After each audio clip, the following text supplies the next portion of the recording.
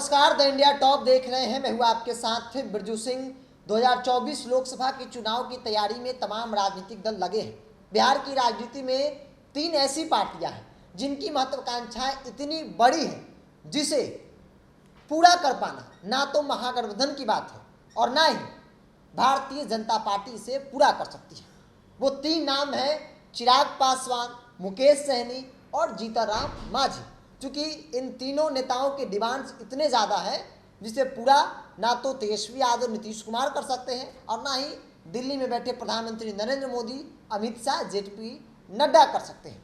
सवाल है कि अगर इनके डिमांड्स को पूरे नहीं किए गए तो फिर ये क्या करेंगे। तो इनके पास मात्र 2 विकल्प हैं, या तो जिनके साथ ये गठबंधन करेंगे भारतीय जनता पार्टी एक तरफ, या फिर दूसरे तरफ नीतीश तेजस्वी उनके कहे पर गठबंधन करे, या दूसरा विकल्प है कि तीनों व्यक्ति जो है, तीनों चेहरा, तीनों पार्टी जो है आपस में गठबंधन करके 2024 का चुनाव लड़ेंगे। यही 2 विकल्प बचता है। अब हम बात करेंगे कि आखिर तीनों नेताओं की महत्वाकांक्षाएं कितनी ज़्यादा है। देखिए, बात मुकेश सहनी से करते हैं। मुकेश सहनी को लेकर जो चर्चा है कि मुकेश सहनी 8 से 10 सीट लोकसभा की चाहते हैं। कहा यह भी जा रहा है कि 1 सीट वो राज्यसभा की भी चाह रहे हैं और हर वो कोशिश कर रहे हैं कि भारतीय जनता पार्टी के साथ उनका गठबंधन हो जाए। लेकिन राजनीतिक जानकारों की माने तो ऐसा मान रहे कि मुकेश सहनी को 1 से 2 सीट भी भारतीय जनता पार्टी अगर दे दे तो वो बड़ी बात है, क्योंकि जिस वोट बैंक पर मुकेश सहनी दावा करते हैं वो ऑलरेडी भारतीय जनता पार्टी के साथ है। हाल के दिनों में कुछ सेंधमारी मुकेश सहनी जरूर कर पाए, लेकिन किसी भी हाल में भारतीय जनता पार्टी अपने किसी भी सहयोगी दल जो होंगे उनको ज़्यादा सीटों पर चुनाव नहीं लड़ा सकती है। दूसरा नाम जीतनराम मांझी का है। जीतनराम मांझी इस वक्त महागठबंधन में है। उनके बेटे संतोष सुमन बिहार सरकार में मंत्री हैं। अक्सर आप बयान सुनते होंगे कि जीतनराम मांझी 5 से 7 सीटों पर लोकसभा के चुनाव लड़ना चाहते हैं।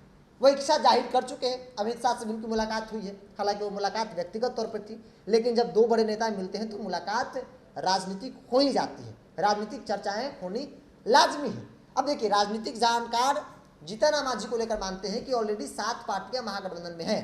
ऐसे में जीतनराम मांझी को 5 से 7 सीट महागठबंधन दे दे, ऐसा संभव नहीं हो सकता है।